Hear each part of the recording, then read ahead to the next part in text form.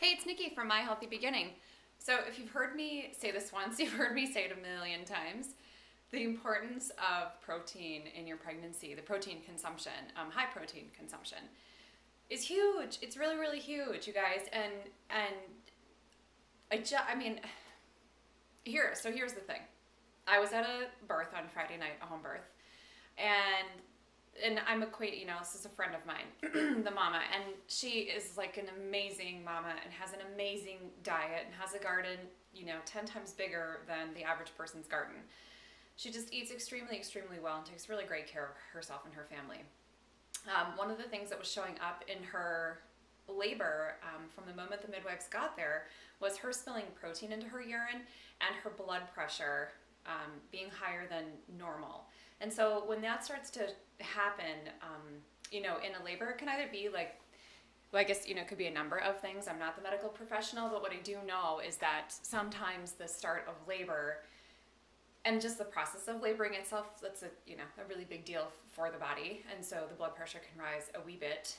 And it wasn't exceedingly high. It was just higher than her norm. And it kind of plateaued, and it, would sort of spike, and then it would come back down, and then it would just beep up a little bit and come back down. But mostly it wasn't down where it normally was. And so one of the things we think about is, preeclampsia. And the only way to really work with that and prevent that is to make sure you've got that really great protein throughout your pregnancy. So now I know I've shared with you the resource before of the Dr. Brewer Pregnancy Diet.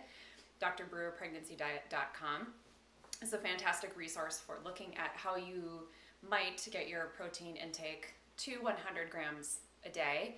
That's not as hard to do as you might think. If you do consume dairy, really 1 cup of cottage cheese a day has you a quarter of the way there. It's like 26 grams of protein. And though some people say they're not a huge fan of protein powders, I really am. If you look at society right now, we are busy people. And protein powders really make, sorry, that's the dog. Protein powders they're super convenient. And they can be a snack replacement or allow you to get, a little bit, you can, replace a meal. I wouldn't recommend you doing that if you're pregnant, and there are ways to soup that up, and really, really make that, say, 15 grams of protein a 25 or 30 gram meal, if that's something that you need to do. So, like I said, if I've said it once, I've said it a million times.